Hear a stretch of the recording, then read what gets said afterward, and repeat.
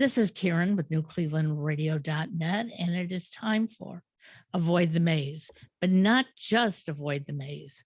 This is Avoid the Maze in conversation with Eric Teplitz and myself, Karen Hale. And I'm really excited that Eric decided to join me on this because after I did a podcast with him a couple of weeks ago, I realized that he has so much more to say. And even though he has his own podcast, bringing some of that over here, I think that we can grow an audience that really may be feeling the way I am today. And that is, I am so foggy brain. I need some discipline in my life.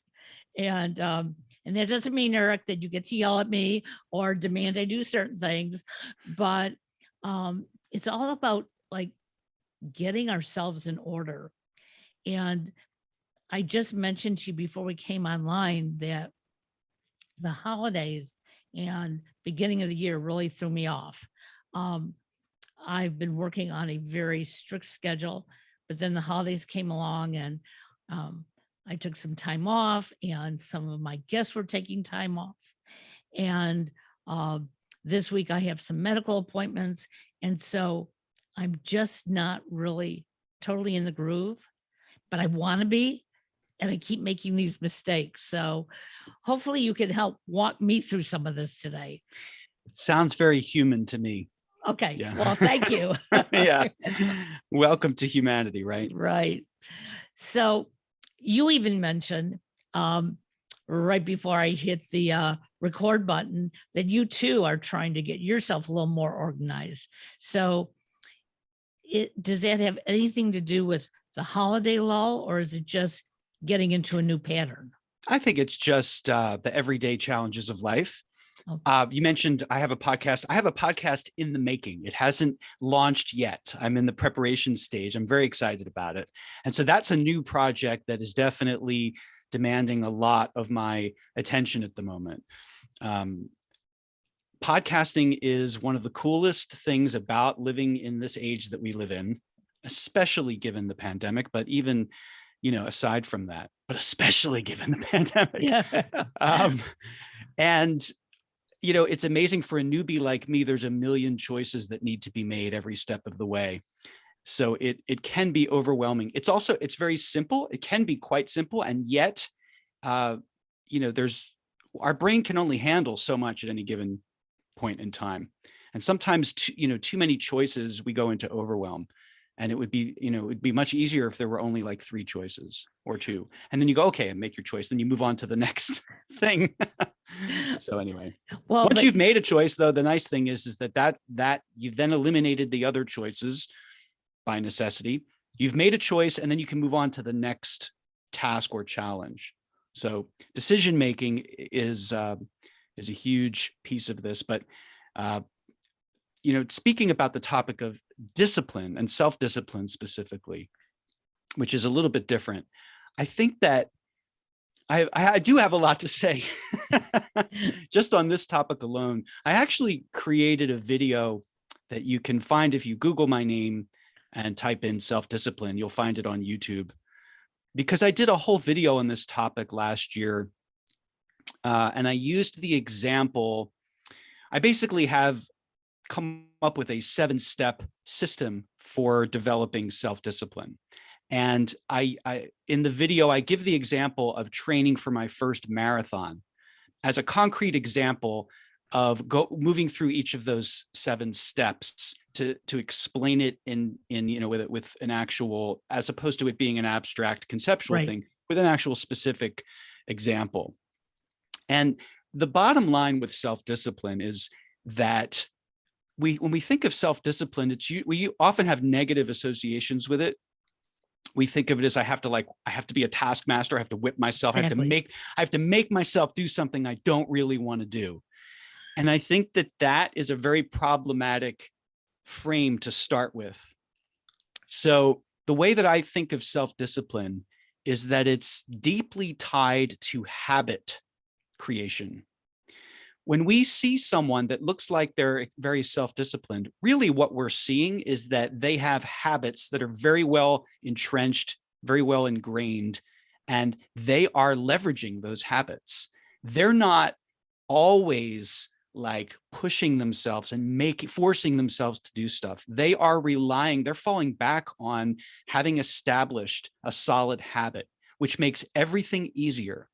Okay. So that's the first main point that I want to make about Sure. self-discipline. Now, habits is a whole other can of worms in a sense, but I have a way of viewing that as well.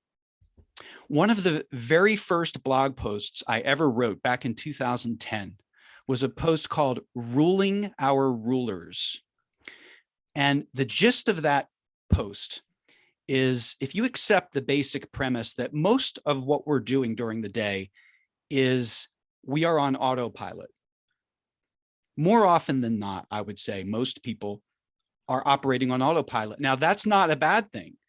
That is a very practical and helpful thing, because think about this. If you had to get into your car each day and think very deliberately and really like, now what do I do? What are the steps to this? You know, when you're first learning, that's what it is. Oh, and I have to make sure I'm looking on my mirrors, and, you know, like there's a lot of things you have to be focused on and conscious of and very deliberate about. And that goes for any habit that you're establishing. In the beginning, there's a lot of really of high concentration that's demanded of you because it's something new. It's something you're learning. Once you've developed the skill, once you've had experience, once you've had training, once you know the driving gig, I mean, there's always going to be new situations and new things to learn, potentially. But what happens is every day when you start your car, you're on autopilot. Now, hopefully you're paying attention. I'm not saying you shouldn't be paying attention or that you're not paying attention, but a lot of the things that you do, you don't have to think about deliberately. You don't have to think about with as much concentration. So having a habit is being on autopilot, as it were, is very helpful and useful in terms of daily functioning. So there are a lot of things that we do. Once we've learned how to do them, we're just doing them. We're not really thinking about them. Now, there's mindfulness, which is being present for what you're doing. And that's a separate topic. You can be mindful about things that you're doing on autopilot, and that's a separate skill. But my point that I'm making here is, in a very roundabout way, is that we are creatures of habit, like it or not. And whether those habits are helpful or unhelpful, whether those habits are positive or negative, whether they're doing us a service or a disservice, they simply are. So much of our life is a product of our habits. Oh, absolutely. And so in this blog post I wrote, Ruling Our Rulers, basically what I'm saying is that habits rule us. They are our masters. They are our rulers. Okay. No matter what, like there's no getting around it.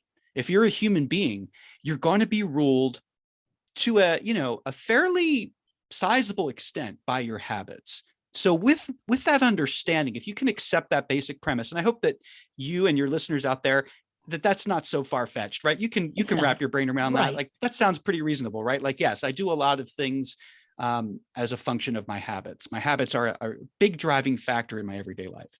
If you can accept that basic premise, whatever those habits happen to be, by the way, then you can start being conscious about the habits that are helpful to you versus the ones that are not, or the habits maybe that you don't yet have that you would like to install into the operating system that is you, so that when you're functioning and the operating system is running throughout the day and you're operating on, at least in large part on autopilot, because that's needed, that's necessary, you actually can have some say as to what software you're installing in the form of which habits you want to be either creating from new, or emphasizing or de-emphasizing, or maybe even getting rid of altogether, taking them off your Okay.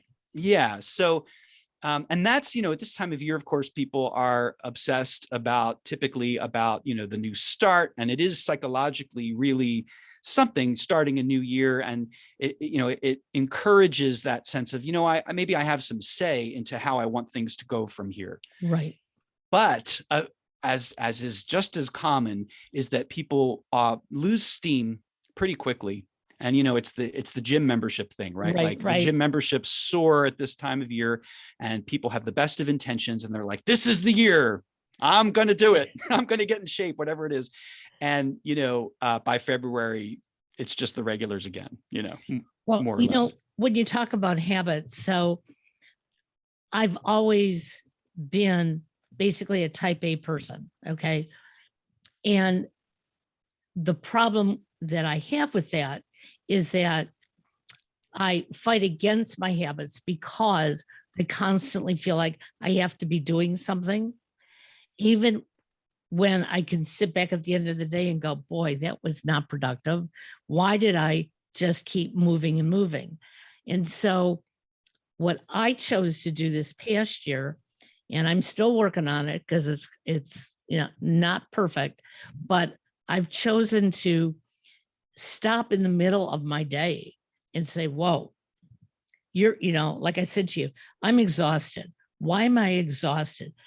Am I really doing something and accomplishing something to get me to this point? Because if so, I'll pat myself on the back and say, that's a good tired. But if I'm just spinning my wheels because that's what I'm used to doing, then that's not good. Then I have to take a step back and go, okay. And so this morning, so our listeners understand, I was looking at 3 shows that I'm producing: today's show and 2 for tomorrow. And I had all 3 notes up on my computer screen. Why? Just because I clicked on them and they all showed up.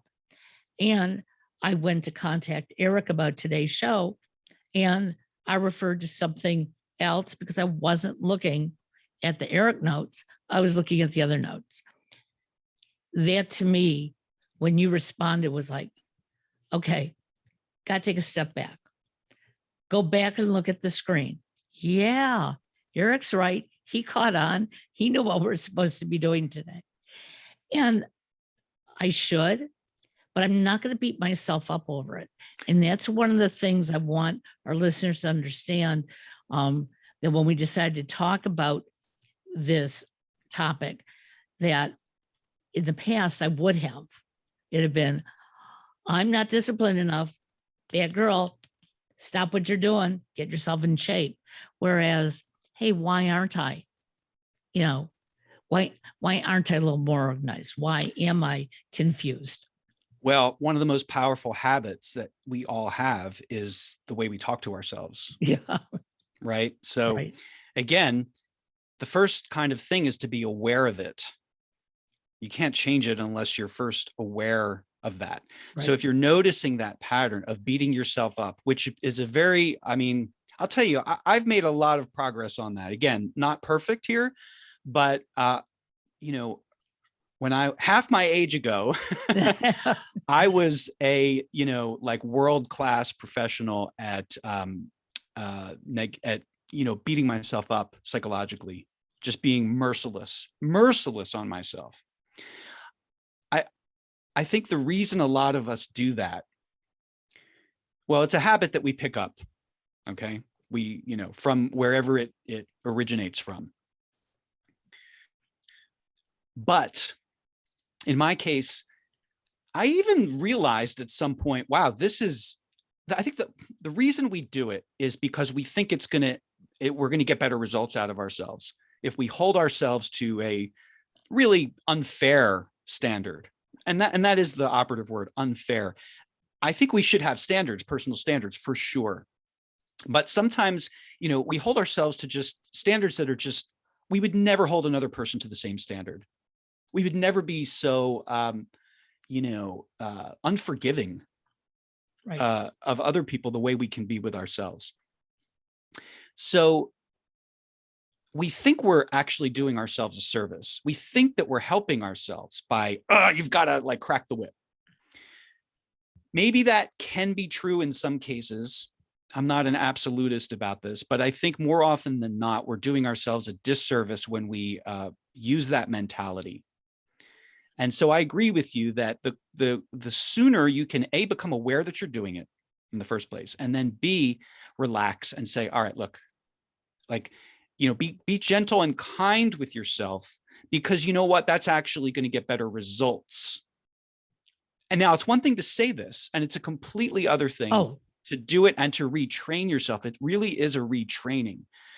And I can tell you from experience of having been, like I said, what I would consider world-class at, self-criticism, that it is really possible to make wonderfully helpful progress at taming that, toning down that critical voice, because it's there. You can thank it. You can say, thank you. I know you're doing this out of that. You have my best interests in mind, and that's why you are there.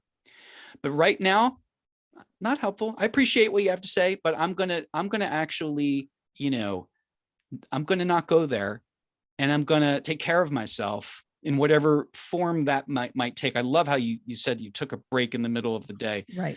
I think again, that's a great habit. And that break could consist of any number of things. It could consist of meditation, mindfulness, checking in. How do I actually feel right now? Being in your body, which speaking from personally, like, we're so often lost in our heads. I'm certainly guilty of that. Taking a moment, a deliberate moment to just check in. And that can be in the form of meditating. That can be in the form of journaling.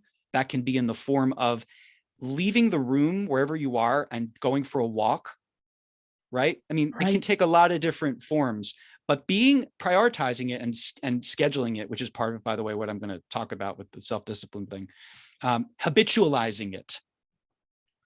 So many things are habits, including the way we talk to ourselves, in addition to the things we actually do each day. And so I don't know that we can ever completely eliminate unconscious habits. But we can make huge headway, huge strides towards saying, okay, I realize that as a human, I am a creature of habit, whether I like it or not, and whatever those habits are. So knowing that, what are the habits? Maybe some of my habits are actually great already and don't need any changing. Like, maybe some of my habits are really helpful and really, truly doing myself a service. Great, keep those. Maybe even increase those, right? But which ones are not, or which ones maybe they're outdated, maybe they were helpful. A lot of our habits are helpful to us in a stage of life, and then we're now in a new stage of life, and those same habits that once helped us, once protected us, once kept us safe, once were actually useful, have now become not so helpful. We've outgrown them. That happens too. And that's why I say, you want to have like a sort of a relationship with these habits and say, thank you. I see what you're doing, and I know you have my best. You give them the benefit of the doubt. You say, I know you're looking out for me, but I'm gonna do this instead. It's so this idea of habit creation and habit emphasis and de-emphasis and tweaking, and understand also that you're always a work in progress, and your habits, they don't have to be adopted for life. They like everything else, they change, and the ecosystem of them changes. So sometimes a particular habit might be prevalent in your life, helpful or unhelpful, and then it diminishes, and another habit becomes, more dominant. And this is happening again all the time anyway. Right. So just being conscious about them and deciding which habits would be helpful for me that I really would love to adopt. And that's the starting point for building self-discipline, is being conscious about what habits you want to adopt. Now, I want to say more about that, because it can't just be a good idea. Like, oh, it sure would be great if, I don't know, every day I ran 10 miles before I ate my breakfast. I'm just making something up. And it might sound like a good idea, but you have to have a compelling why, WHY. in order to really succeed with installing a habit, it has to be something that is truly personally meaningful to you, not just like a good idea, but something that you are committed to. That's a really important distinction. And it's why I think a lot of people have that syndrome of January hitting the gym hard, and by February it's it's already a forgotten thing. It's because it sounded like a good idea, but it actually didn't. It didn't actually capture your heart. It wasn't meaningful enough. Now, also, it's perfectly natural for us to have false starts. So, if it is still important to you and you've let it lapse, just get back, just start again. It's not like, don't beat yourself up. Right. If it's is this really important to me? Okay, I'm going to start again. So in my 7-step process that I outlined in this video about creating self-discipline, building self-discipline, the first step is deciding that something is worth doing. And it's a very deceptively simple first step. Sometimes you might be at step 4 or 5 before you realize, what? I didn't get step 1 right. This actually isn't important enough to me right now. Maybe at some point it will be. But maybe there's something else that needs to take priorities, because again, we have limited amount of focus, attention, energy, time. So choices must be made always, and priorities must be determined and reassessed constantly. So anyway, deciding that something is worth doing, and that's fine if you get it, quote, wrong. That's fine. Then you just start again, either with a more solid commitment to that thing, or you decide, what, actually, this is important to me, but I'm going to put it aside for now because there's something else that needs to be, that's more important, maybe more alive to me right now. Maybe like my heart is in more, as opposed to it just being a good idea intellectually. So that's the first step. I'll just cycle through these for the sake of it. And then, if your listeners and viewers want to explore them further, I go into depth with each of them. But basically, that's the first step to building self-discipline, is deciding that something is really worth doing for you. And that has to completely come from you. That can't be from your boss telling you, it's important, or your mom telling you it's important, or your friend telling you it's important. If you're going to be successful and sustain the motivation for it, it has to genuinely be important to you. Okay. So then step 2 is come up with a realistic schedule, like we were talking about with taking a break. Right. Like calendaring it, even if you have to calendar taking a break, as a lot of type A people need to, or it's not going to happen. Absolutely. Some type A people need to literally say, calendar, I'm going to eat, because they're so consumed with what they're doing that if they don't actually insist on it in the form of an appointment, they won't eat. Yeah, that's me. So come up with a realistic schedule. And so I mean 2 things by that. Number 1, do schedule it. Make it an appointment with yourself that you would take as seriously as any appointment that's important to you, that's meaningful to you. The realistic piece of that is know yourself. Be honest with yourself.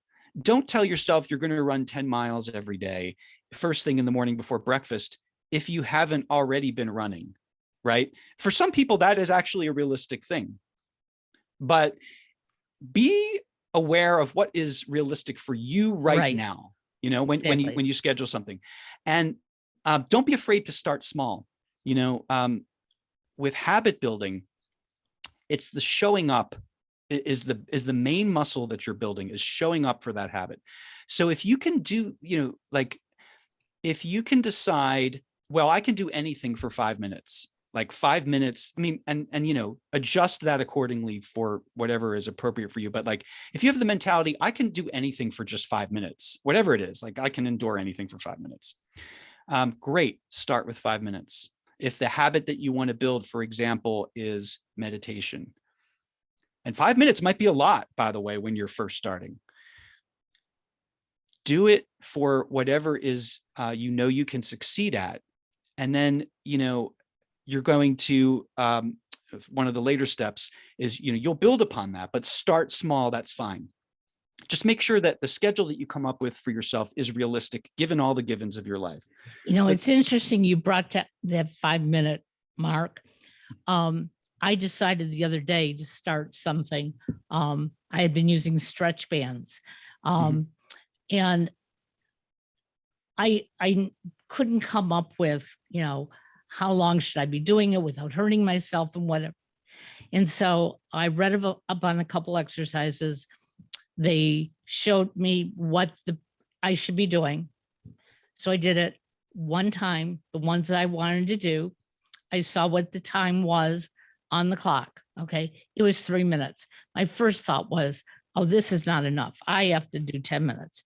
And I stopped myself because I remember this discussion that we had once before. And I thought, no, it took 3 minutes. So initially I'm going to do 3 minutes of it. Then I can move to 4 minutes or 5 minutes or whatever. Because if I push it and say, oh no, I have to do at least 10 minutes and it's hurting, I may injure myself. I may find it like, this is not even what I want to do. But doing it the way I'm doing it, it was like, okay, I made this choice. This works for me, rather than you or somebody who knows how I could lose my inches doing this saying, well, yeah, if you really want to lose the inches, Karen, you're going to have to do X amount of routine. Okay, I'll get there, but I'm not going to get there today. There's this expression in show business, leave them wanting more. Okay. Right? So like they're, leave them wanting more. And you can apply it to yourself. You're really into it. You're like, you're so proud. Hey, I can keep going. Well, good. That's good. You're going to be motivated to come back and do it again. Right. So, you can keep that in mind as well. Because especially in those initial stages of starting a habit, it's very fragile, very fragile. So you want to do everything you can to protect that thing that you're nurturing and building. And then as it becomes stronger and more solidified, then you have a little bit more wiggle room, but you want to be very protective of it initially, I think, when you're starting a new habit. And that might mean, interestingly, that means different things for different people. In some cases, that might mean telling everyone that you're doing it to keep you accountable. Or depending on what works for you, that might mean telling no one. Right. Telling no one, doing it secretly, keeping it as a commitment to yourself. And then maybe further down the line, when it's, more solidified. So it's interesting, right? Different things work for different people. Absolutely. For some people, that accountability thing is what's going to help them in that delicate building stage. For other people, it's the opposite. So again, know yourself and, experiment. This is how we learn. We try, we see what works, what doesn't work, and then we iterate. So, but the thing that's unavoidable is, step 3. So just to recap, so step 1 for, this sort of self-discipline building is decide that something is really worth doing to you. It has to be really important to you, on a deep level. Okay. That I think is, really imperative. And then step number 2 is to come up with a realistic schedule for implementation. And don't be afraid to start small. Step number 3 is, and you can't get around it. You can't. You have to actually push through the discomfort and do the thing. And the first time you do it, it might be very awkward, might feel very uncomfortable. It's new, it's intimidating, it's scary. Going to a yoga studio for the first time, whatever the thing is, okay, if it's foreign to you, then it requires a lot of courage. It actually does. So you have to push through that discomfort. Now, the good news about this is that if you keep doing it, it gets easier. That initial intimidation and awkwardness lessens through repetition. It's like, let's say you get a new job and you have to learn a new commute that takes you through a part of town you're not familiar with, whatever.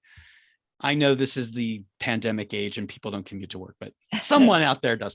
Anyway, it's still a good example because you have to, like, initially you're like really have to pay attention. And I know we have GPS.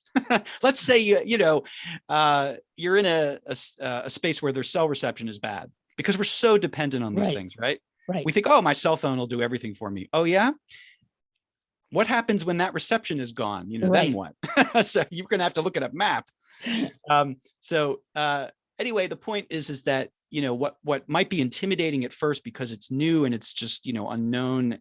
You do it enough times, you start commuting every single day and it eventually becomes habituated. You don't even think about it. You know the route, you do it every day. And it's what was once intimidating has now become a habit.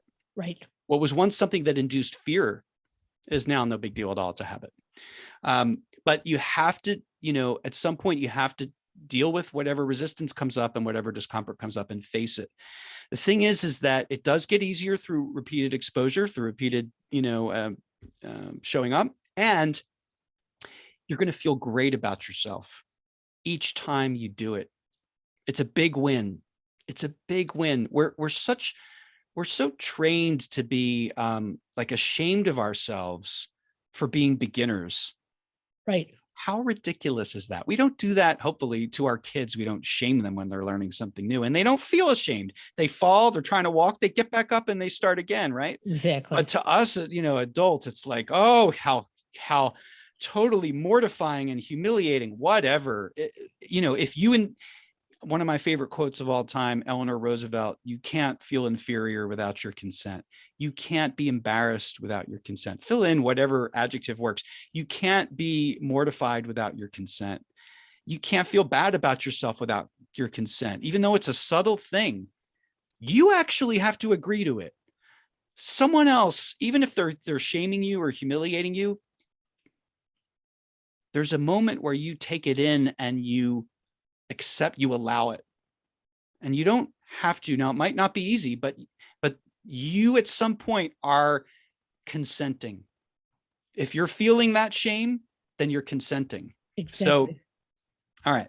So push through the discomfort, do the thing. Step number 4 is gradually what I call increase the dosage. So you start with 3 minutes of the exercise that you're doing, right? And it's always good to have someone who knows, to have like a mentor or a coach or a physical therapist or someone that is experienced with the thing, whatever it is that you're doing, that can, you can employ their wisdom. Right. So that I always, I think that's always encouraged. And so with their maybe help, with someone else's assistance, it can even be from a book, by the way. When I trained for my marathon, I followed a book called the Non-Runner's Marathon Trainer. So, I was still consulting experts via the book and, gradually increasing the dosage, the distance of the runs that I was doing on a schedule and, following certain instructions.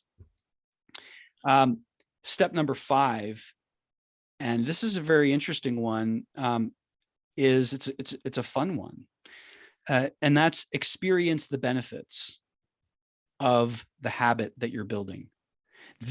I think this is also a point at which, if you're not experiencing any benefits at all, if it's a totally joyless and like utterly unfulfilling, unpleasant experience, like without exception, maybe you picked the wrong goal. Maybe you need to start over with step number 1 and clarify, is this something that is right now, in this point in my life, is this really worth doing? Maybe it's not. And maybe it will be further down the line. Perfectly all right. But you might need to like reassess. Maybe this isn't the right goal right now. Maybe, maybe I need to change it. Or maybe I need to double down and really, really commit to it if it is and I'm struggling. But what I mean by experience the benefits is that if you do a habit and, people, it's hard to say how long it takes. It could be a week, it could be a month, it could be somewhere in between, it could be longer.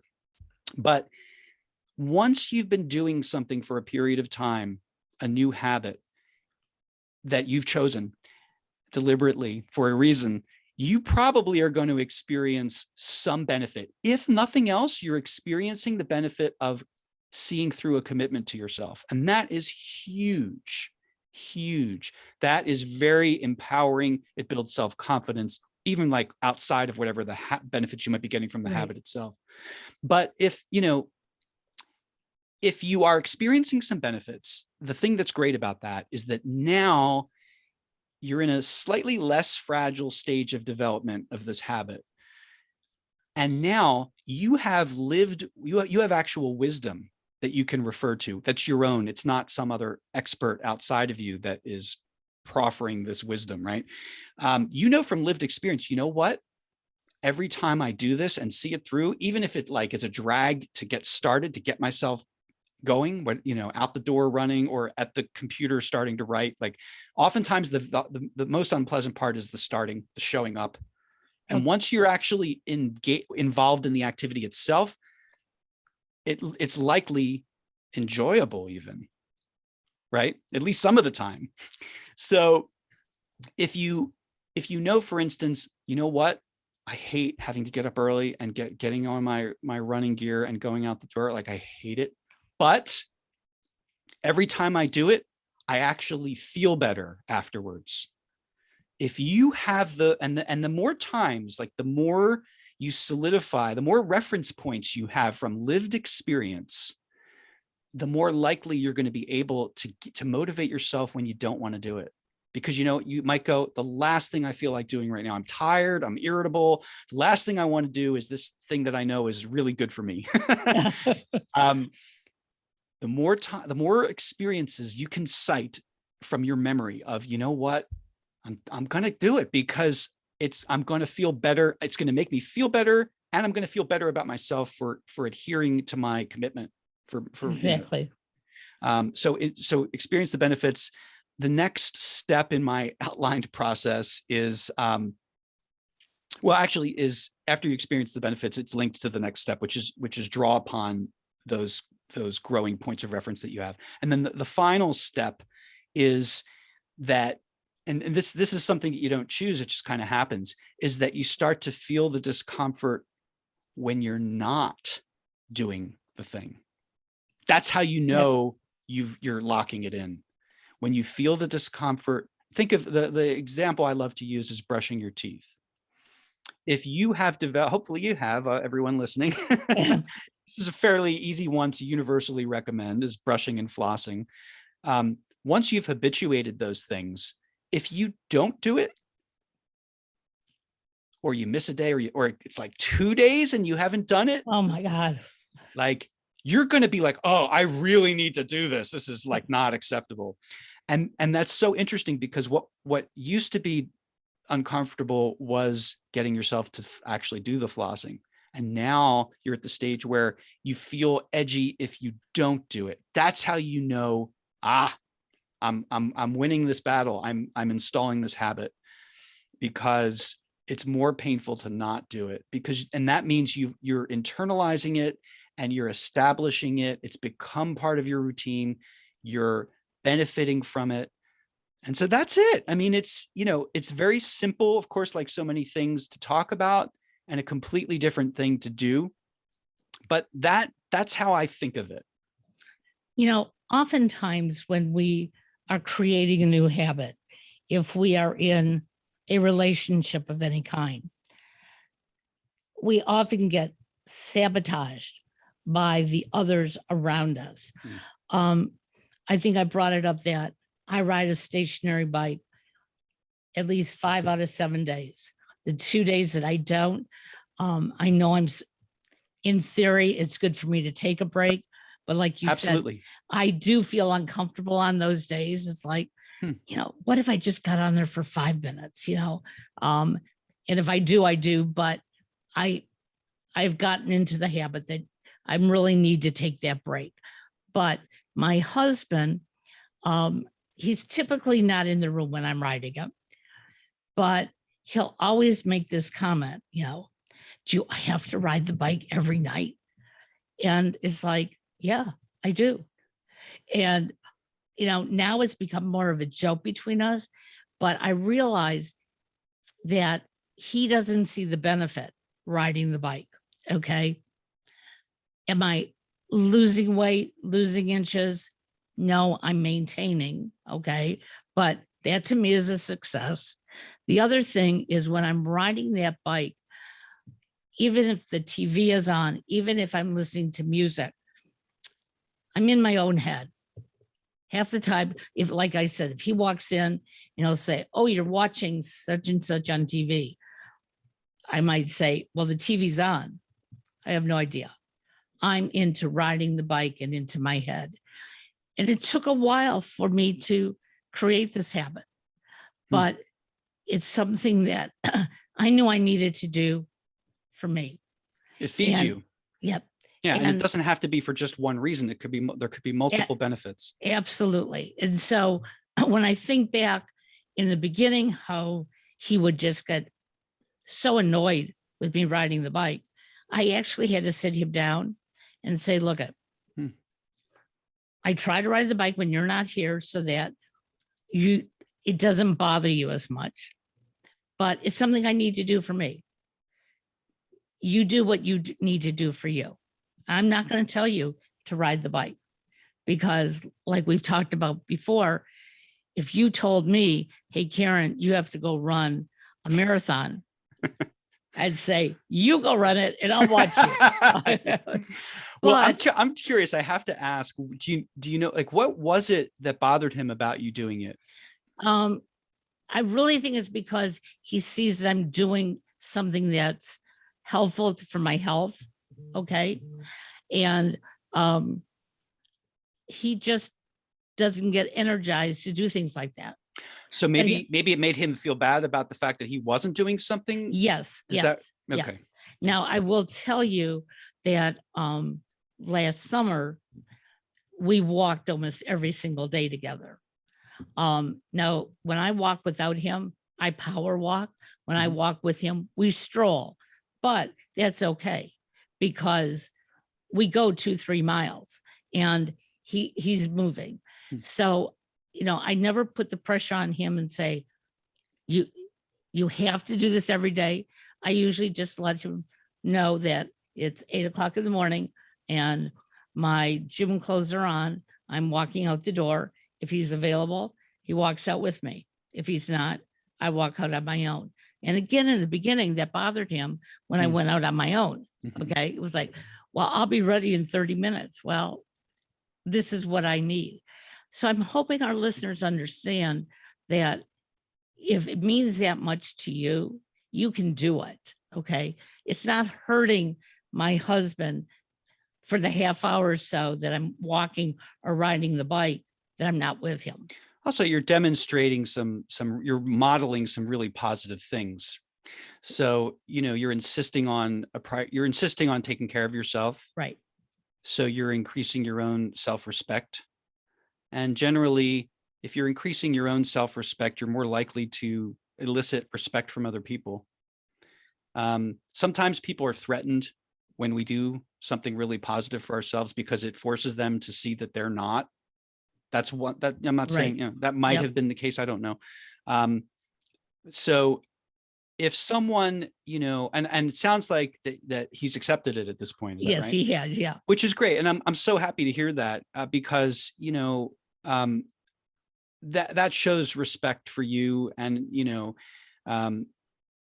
that's really important. And you really brought up something that is hugely important and has to be mentioned when it comes to self-discipline. And that is the importance of environment. Hugely important and often overlooked. There is a phrase that I heard some years ago, and I'm not going to say that it's a capital T universal truth, you know. However, I think that it has a lot of merit. And that phrase was, environment is greater than discipline. Your environment is more powerful than your self-discipline. Now, if you're like me, when you first hear that, you're like, whatever, like maybe for you. Think about it though. Our environment influences us. And when I say environment, I mean everything, Right. everything that constitutes our environment. That includes the people that are in our immediate, the people we associate with. That includes the media that we take in. That includes the air that we breathe, the food that we eat, the living space that we're in. Everything is a factor. And some of these things affect us in ways we're very well aware of. And some of them, it's much more subtle. But again, this is one of those premises you have to accept, like ruling our rulers, like, yes, it's true. I am, whether I like it or not, I'm driven by habits. I'm a human being. I'm a creature of habit. I accept that basic premise. And knowing that, I'm going to try to be more conscious about my habits. It's the same kind of thing with environment. If you can accept, and you might not at first, you might resist this and you might say, no, I'm strong, and I'm not going to succumb to the influences of my environment. That might be true in some cases. I think there are people, for instance, like teenagers who have a strong sense of themselves, and they're not going to succumb to peer pressure as much as others. But no matter who you are, your environment. Let me give you an example. How many degrees is it in Cleveland right now where you are? Roughly? About -3. Really? Yeah. That's the wind chill or the actual temperature? Wind chill. Yeah. Okay. Yeah. All right. -3. So maybe it's about 19. 19 degrees. Okay. In LA, I haven't checked right now, but where I live, and I'm not saying this to make you feel jealous, it's significantly warmer. Okay. Yes. So that is a factor. Absolutely. That's a big factor. That's going to determine, the temperature is going to determine what activities we are wanting to do, willing to do, able to do. Just that one variable of temperature or weather. And you might say, well, I'm so disciplined, I don't care what it's like outside, I'm going to run. Great, maybe you are. But the less you have to force yourself to do things, the less you have to insist yourself. What you want to do when you're creating self-discipline is you're leveraging the power of habit so that you don't have to work so hard to do it, so that you can actually do it with ease or greater ease.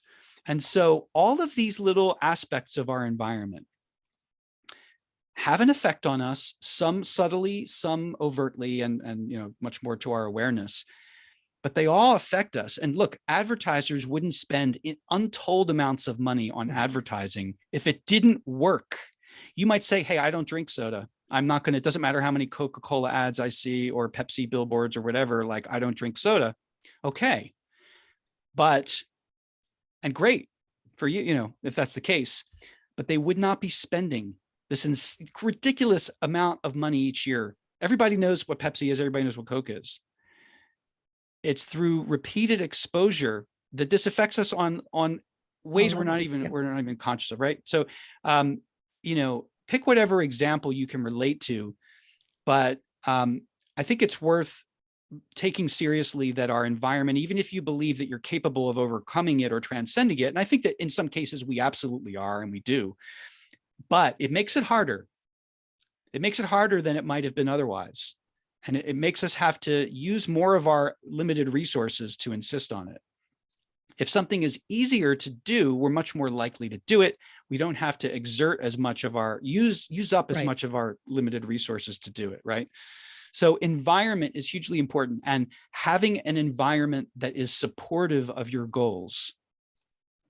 Again, can you accomplish your goals with an unsupportive environment? Yes, it is possible. Depending on certain things. Right. For some people in certain circumstances, yes, you can do it in an unsupportive environment. You think it's a little bit easier when the more supportive the environment is? Absolutely. Oh yeah. Oh yeah. And that includes the people in your life, right? I'm so glad you and your husband had that conversation. You said we sat down one day, and he got it, right? Like, he saw that it was feeding you, and he was respecting, he could get on board with that, and and respect that, even if it made him uncomfortable for whatever reason, right.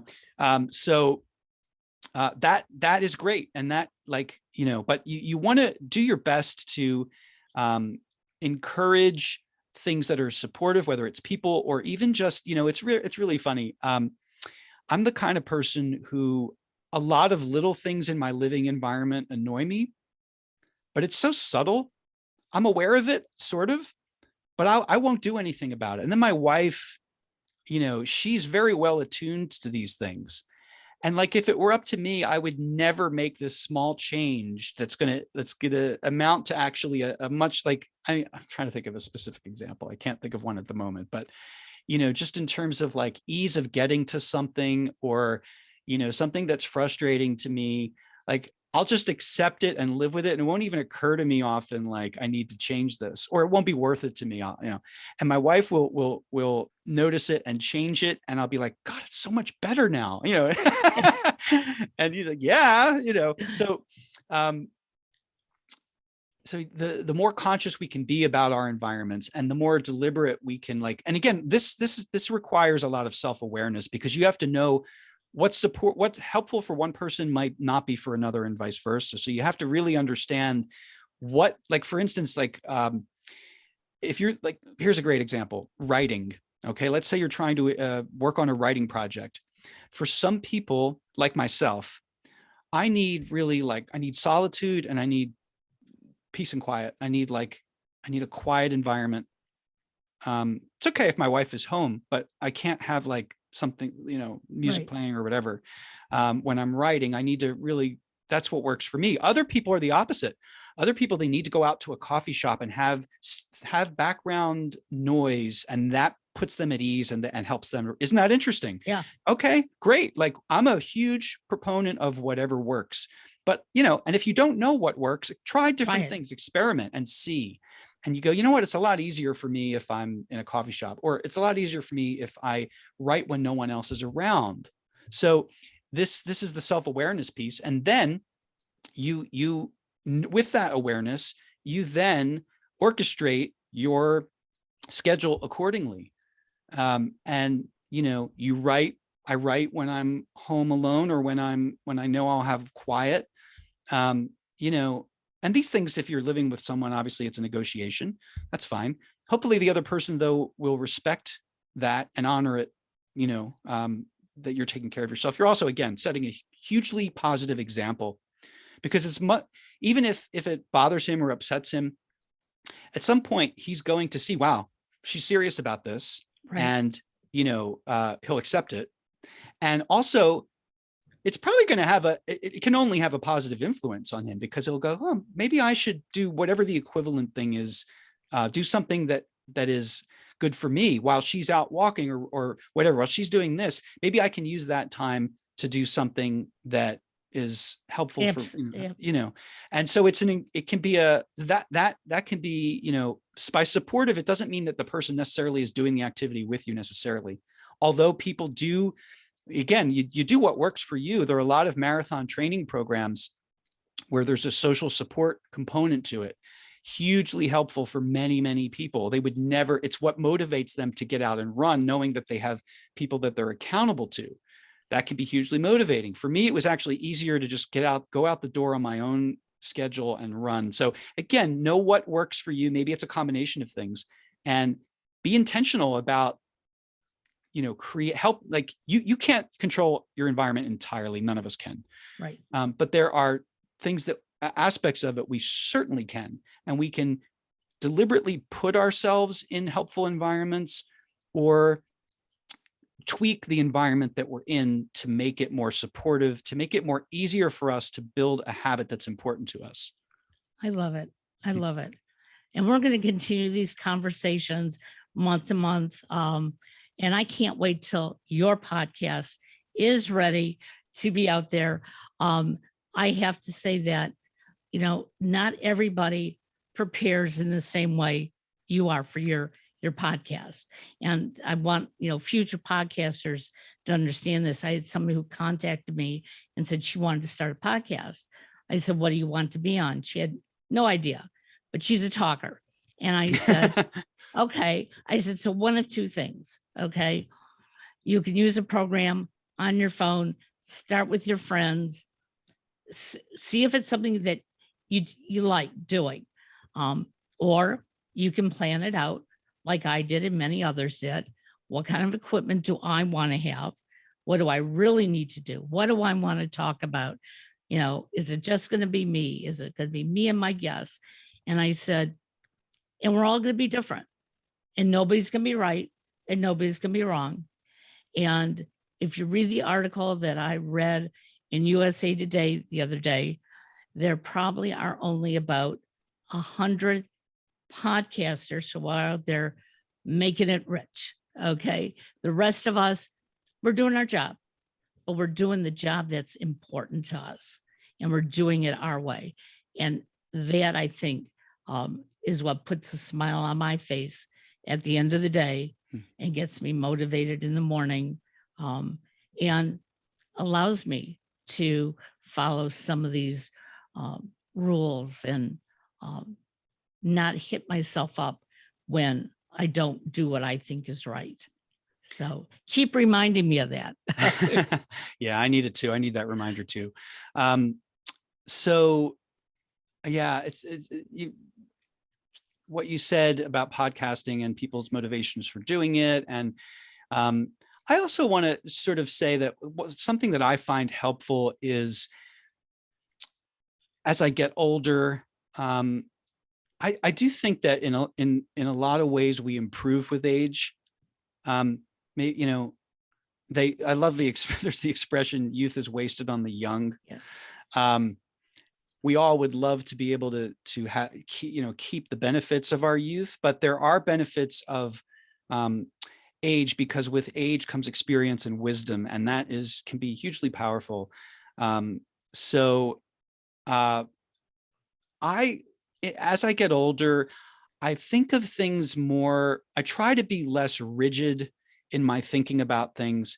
And I try to be, when possible, more playful and exploration minded.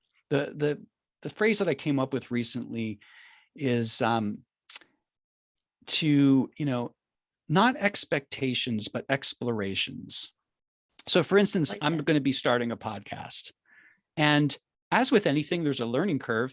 And, I might make some initial choices about how I want things to go. And like most things, it will probably evolve and change. Right. That's fine. That's fine.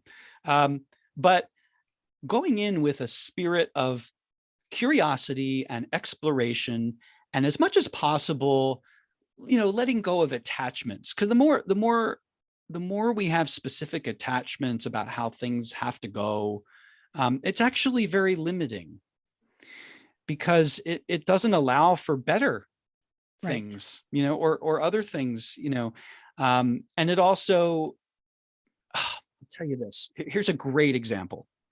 So the marathon training, I was using this book called The Non-Runner's Marathon Trainer. Highly recommended, by the way, even if you're not interested in running a marathon, because there's so much wisdom in it. Okay. That can be applied to other things. But certainly if you are considering running a marathon and you've never done it before, what's wonderful about it is that there are 3 authors. And one of them deals with the physical components of training. One of them is a psychologist who talks about the mental aspects, which are fascinating. And the third person was someone who took the class that those two other authors were professors and had a marathon class, and had an astounding, something like 99% success rate of everyone that took their class completed the marathon. Wow. So the third author was a student who participated in this class and program. All right. So the reason I mention this is that one of the points that was made in the book that really struck me as profound was to keep in mind, when you're going through this book and this program, keep in mind your goal, which is to finish a marathon. When you picked up this book and started reading it and set this initial goal, most likely it was a stretch goal, right? In fact, maybe it was something that was hugely intimidating. It was pretty intimidating to me, I'll say. Like I looked at the schedule, I'm like, I can't imagine how I'm going to be able to do this, but I'm going to try. Like I'm going to go through it, and I trust. Like I sense that if I do this, I'm going to follow this. So, one of the things they said in this book is, be sure, it's very tempting to change the goal at some point midway through. You've gathered some momentum. You're having some success. You're making progress. You can see, this actually is attainable. They say, don't change the goal. What they mean is, Now all of a sudden, I don't want to just finish a marathon. I need to finish it in less than 4 hours. Okay. Whatever. Okay. Time goal, right? They say if you want to set a time goal for your next marathon, wonderful, great. Don't do it for this one. Here's why. Potentially, we can take something that might be one of the greatest, most empowering accomplishment experiences of our life, like finishing a marathon, and we can actually, through our own psychological mechanisms, turn it into a failure if we change the goal midway through and say, no, it has to be this. And we still finished, but we didn't meet that time goal. And it's possible to like berate yourself and look at it as in a negative light when you've accomplished this incredible thing. So I think that that's also relevant to a new undertaking, is you're exploring it. And the less expectation about it that you have, and insistence on certain results that you have, the more likely you are to enjoy it and to want to continue it and to ultimately succeed in it. So, well, we certainly took up our time today, but we got great information, and I will be talking to you next month. really look forward to it. Thanks so much, Karen. Thanks, Eric. Talk to you soon. All Bye-bye right. now.